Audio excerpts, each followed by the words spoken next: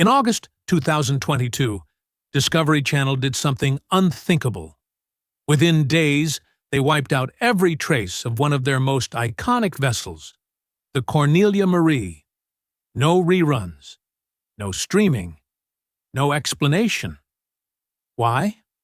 Because a sealed court document from 1998 surfaced, revealing a crime so disturbing it shattered the legacy of Deadliest Catch's most beloved captain.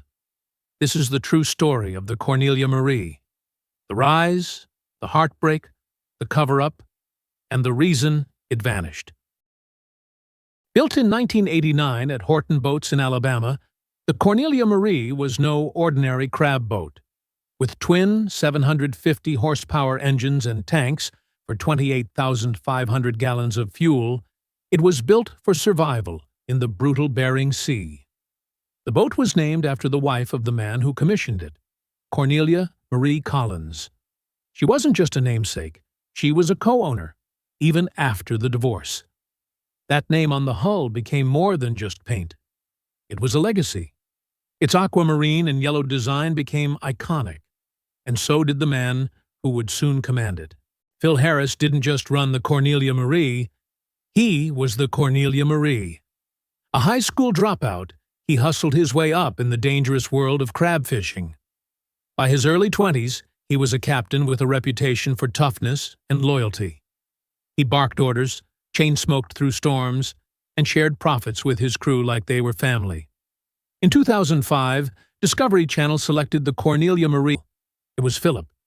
His sharp humor, raw honesty, and relentless drive turned him into a fan favorite overnight. Phil's sons, Josh and Jake, joined the crew, turning fishing into family drama. Viewers watched them grow and stumble under their father's command. Phil didn't cut them any slack. Tensions boiled over. At one point, Phil confronted Jake on camera, urging him to go to rehab. It was raw, unscripted, and deeply human. Fans connected not just with the boat, but with the Harris family itself.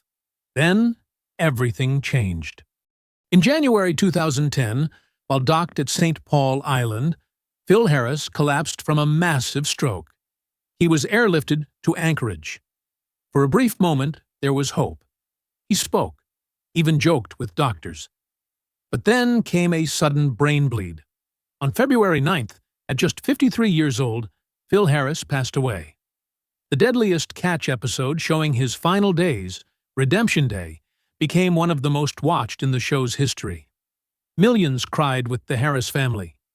Phil's ashes were scattered at sea. The Cornelia Marie would never be the same. After Phil's death, Josh and Jake tried to save their father's legacy, but they faced an uphill battle. Ownership of the boat was fractured. Investors doubted them. Even Cornelia Marie Collins, still a co-owner, had conflicts with the brothers. Jake spiraled deeper into addiction. Arrests, rehab, jail. Josh tried to keep the boat afloat, but without Phil, it wasn't the same. When Discovery brought in Derek Ray as interim captain, chaos followed. Accusations flew. Morale sank. Viewers could feel it. This wasn't the same Cornelia Marie.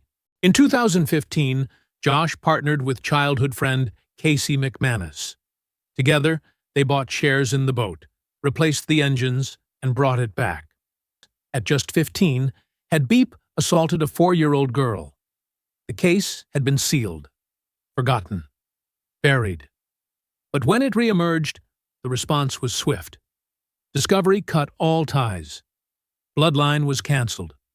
Old episodes were wiped from streaming. Even Casey, completely innocent, was let go. The Cornelia Marie disappeared from TV. Not because of fishing failures, because of a dark truth, hidden for 24 years. Josh vanished from public view. Casey moved ashore, finding work in marine operations. Fans were outraged. He paid the price for someone else's crime. Jake, already estranged, continued battling addiction. Years of jail, relapses, and tragedy followed. The Harris legacy, once full of grit and glory, was now tangled in shame. Even Discovery's fans, loyal to the Cornelia Marie, couldn't believe how quickly a hero's son became the villain. In June 2024, the Cornelia Marie was sold. A new group of owners, led by Taylor Jensen, Roger Thomas, Carrie Toya, and Jake Albanino, took over. Albanino is now captain. Their promise? No drama, no cameras, just fishing. For the first time in decades, the Cornelia Marie was free of the Harris legacy, free of secrets, and perhaps, finally, at peace. The Cornelia Marie was more than a boat. It was a symbol of hard work, family, pain, and redemption. Phil Harris gave it a soul. His sons tried to carry it around. It surfaces.